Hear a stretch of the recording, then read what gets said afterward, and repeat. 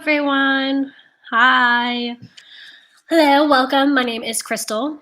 Today we're going to be talking about counter surfing. So if your dog likes to steal food out of your hand, off of plates, off the counter, out of the garbage, this video is for you. And so those are the things we're going to be talking about. How to fix your dog from stealing from those various areas, and what kind of corrections can you give that don't hurt the dog or scare the dog. Well, we do want to kind of spook them, but don't traumatize the dog, right? A correction should only be something that gets your dog's attention or makes something not fun, right? So they have a negative reward instead of stealing the food and obviously having a pleasant reward of, wow, this is scrumdiddlyumptious. And so that's what we're going to be talking about today. The request that we had from Vicky. So Vicky, this video is for you and your dogs, and of course, anybody else who's having similar issues. So tools that you're going to need to set this up. This is one of my favorite things to fix. I think I get like a little bit of a guilty pleasure from this, like, oh, gotcha, because they're very sneaky, right? Dogs literally, like children, like little toddlers, will look over their shoulder, see if anybody's paying attention, and then they go for it, right? But if you're in the room, they would never, ever try to attempt to steal that food. So that's what we're going to be talking about today, is how to get them, literally catch them red-handed. So you're going to need a camera or a video chatting tool. So you can use your phone to a laptop, a phone to an iPad, a tablet to a tablet. Just one way to video chat to your dog.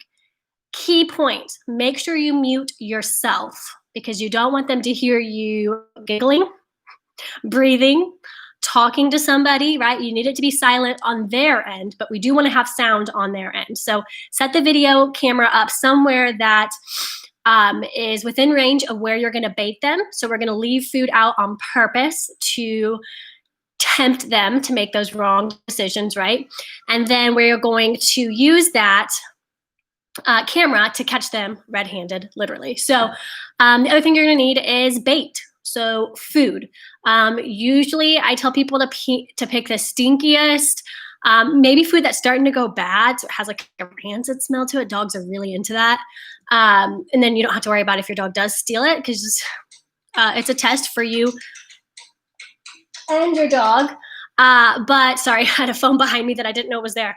But it is a test for you and your dog to shoot that phone. Totally lost my train of thought. What was I saying? Okay. So there is a chance that your dog's going to steal this food. The goal is that that doesn't happen, but it's still a chance. So I want you to be prepared that you need to keep practicing and warm yourself up as far as quickness in communicating with your dog. Stop that you might lose this food. So don't use like the most delicate food that you have that's like expensive and you would never want your dog to have it. So food that you're okay with your dog possibly getting away with, and preferably something that is very aromatic. So lunch meat, maybe some cheeses if your dog's really into it, if it's like a really strong smelling cheese. I can't think of what else, broths, whatever has that nice smell for your dog. So the other thing are ways to correct your dog, right? So those are the two things that you need to set your dog up for this situation to take place.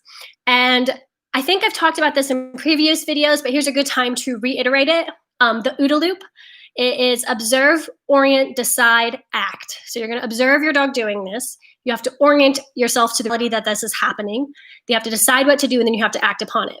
I want you to do all of this before you set your dog up for this test. Down to get it straight in my head. You can think it through, you can talk it through, whatever it is. Get a plan before you set this out for execution.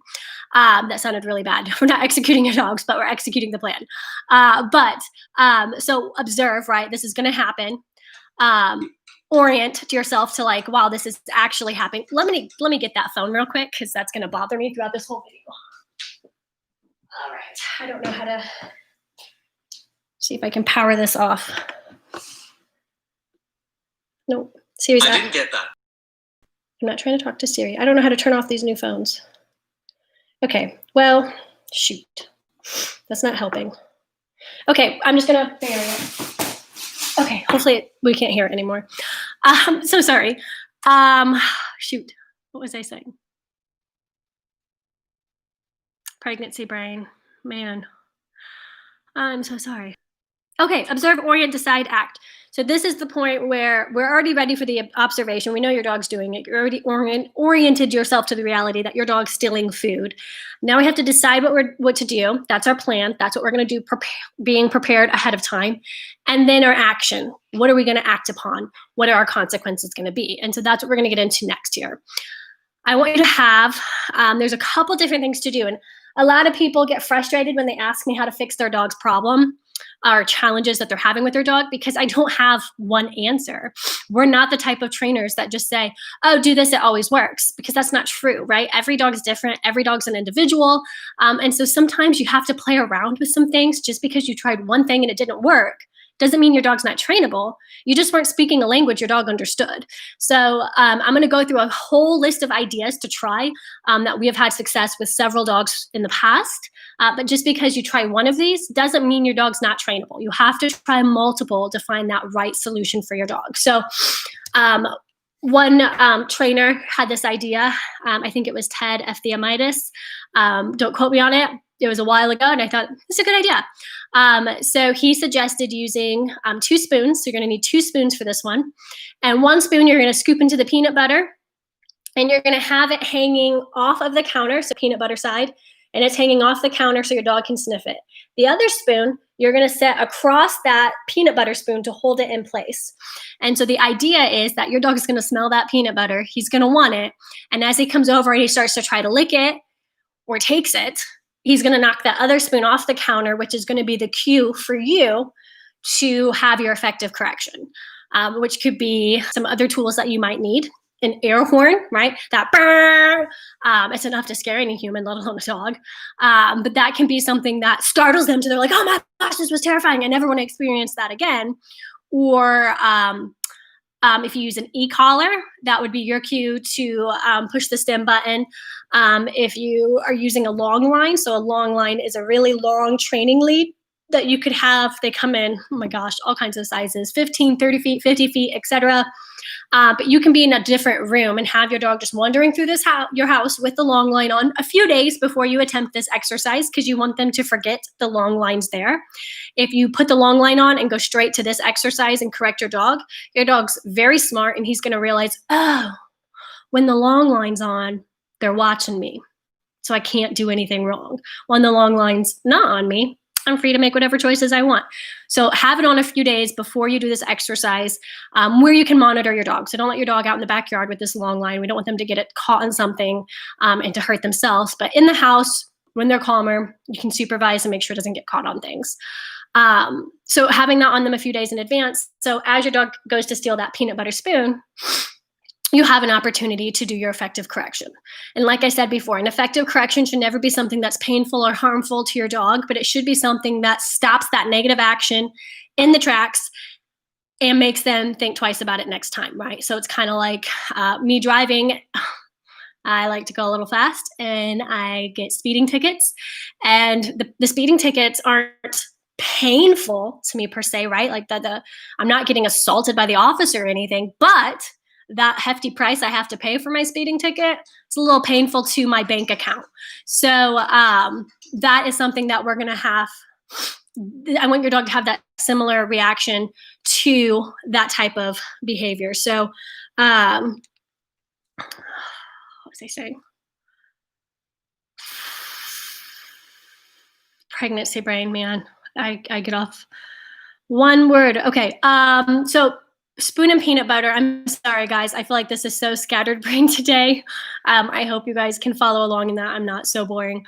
I'm going off on my brain freezes here. But what I used to do back in the day before there was any, there was e-collars, but they weren't used the way we wanted to use them. And so what we would do was I would say, take a hand towel and drape it over your counter. So like half's on the counter, half's off. And then I would put a bowl of water on the edge of the counter, so at the front of that hand towel. And then at the back part of that hand towel, I would put some lunch meat and don't put like a glass bowl, right? Because this is possibly going to fall on the floor. So use plastic or wood or something, metal that's not going to break. And then at the back of that is when you're going to put your very aromatic yummy, yummy food. So the goal is that your dog tries to get that food that's in the back. And so they're pulling the hand towel, which is going to knock the water bowl over on them, at least have it splash and splatter on the ground. And that was usually enough to make dogs tuck tail and run like, oh my gosh, this was terrifying. It was almost like a water balloon fight when they had no idea it was coming. And so that's another way to turn them off to that idea of, yeah, the food on the counter, it's kind of hit or miss. Weird things will happen if I try to get it. So it's not worth the effort to possibly get that risk. So that's what I would do. If you have a retriever or a hunting dog, that may or may not work for your dog because they tend to like water. And so that's not going to be enough to deter them.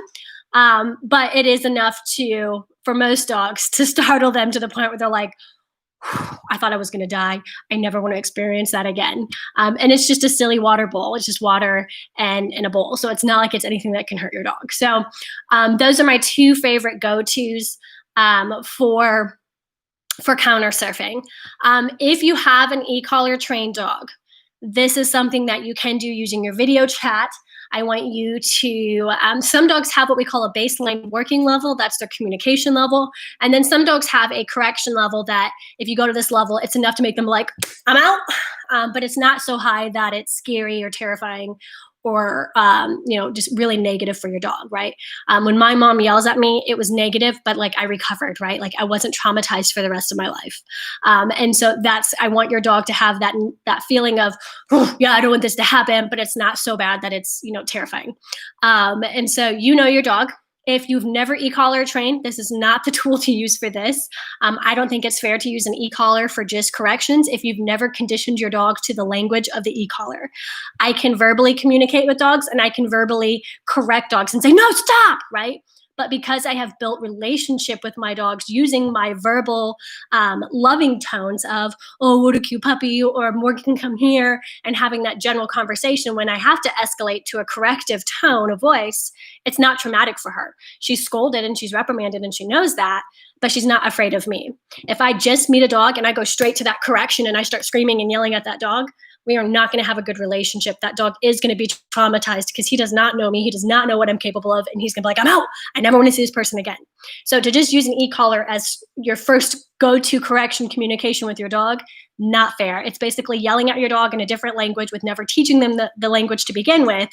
And so it really is confusing and compounding for them to use it that way. That's where it becomes stressful and harmful to your dog. So we don't want to do it that way. But if you use an e-collar for communication training, and you have that relationship already established with your dog, this is one of my favorite things to do because the e-collar has a range. One we recommend and the one we send home with all of our board and trained clients has up to a 1/2 mile range, right?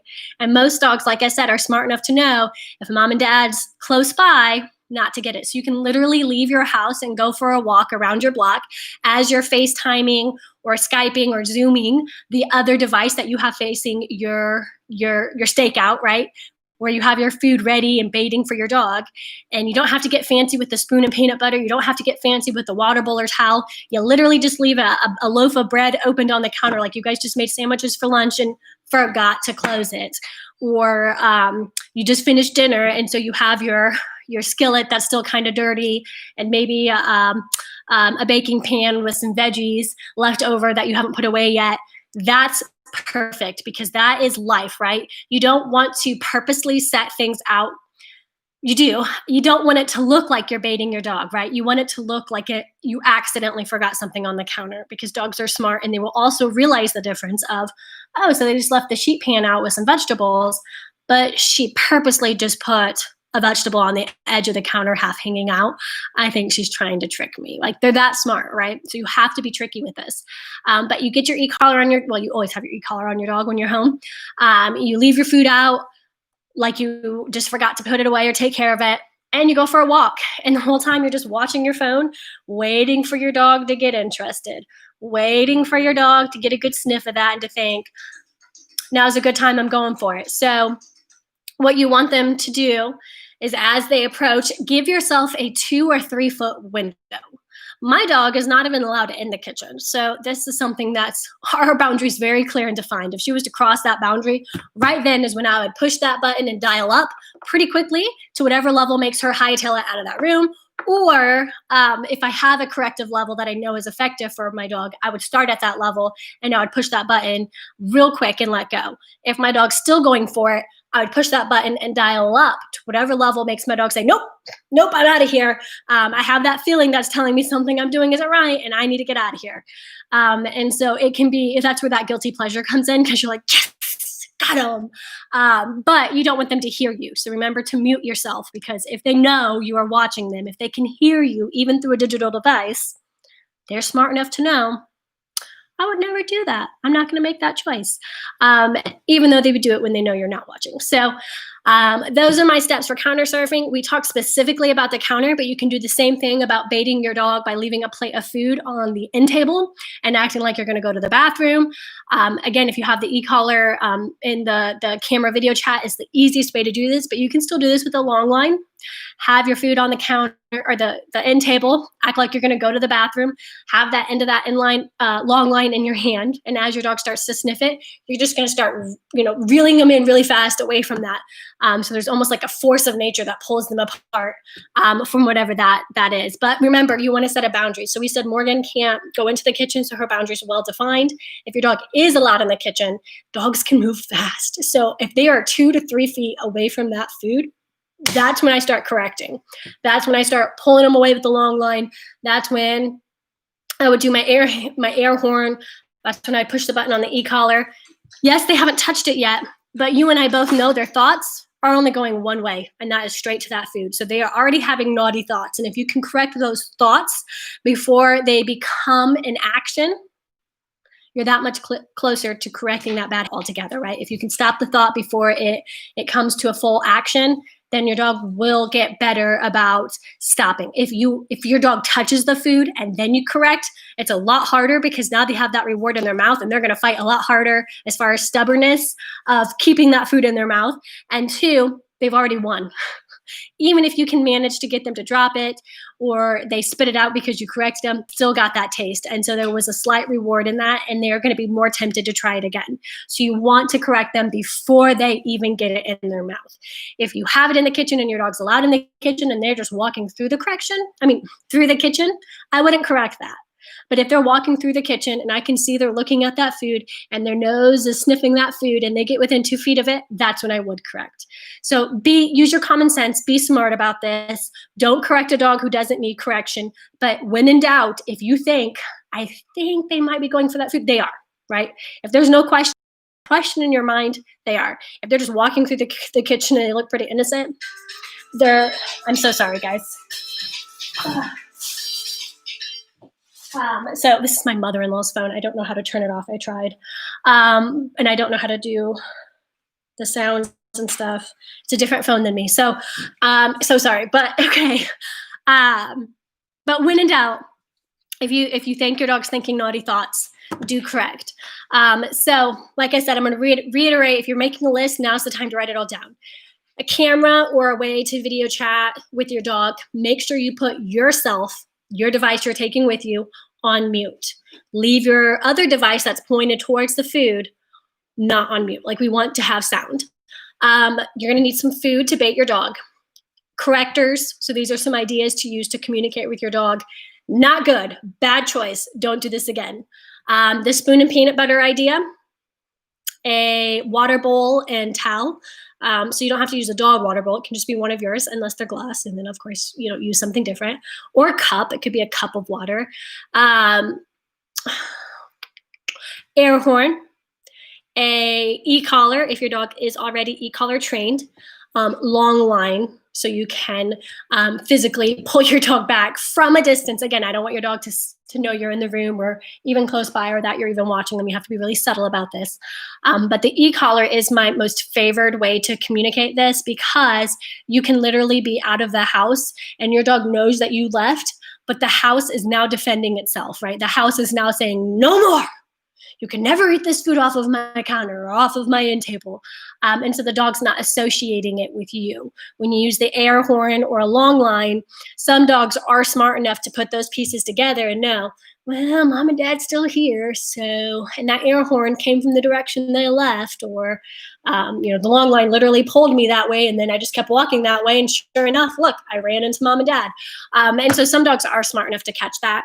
But like I said, I would not encourage you to use an e-collar as like this is your first time using an e-collar and you're using it for this manner. That is not okay with us. So definitely only if you've used your e-collar in the way that we train it, as that communication tool, as that extension of your voice, so that the dog knows that it's a communication. It's not a horrendous, scary, big deal, but it's just a communication, good and bad, just like your voice. And so you can communicate with it in this regard. So if you have any questions, please post in the comments.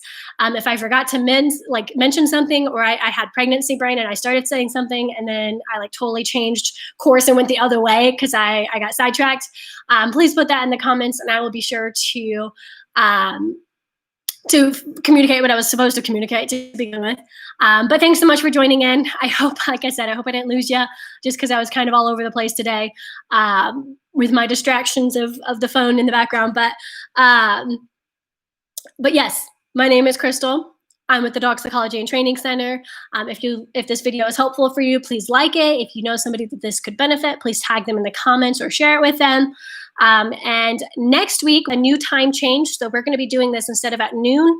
We're going to be doing it at 11 a.m. So we're moving up an hour.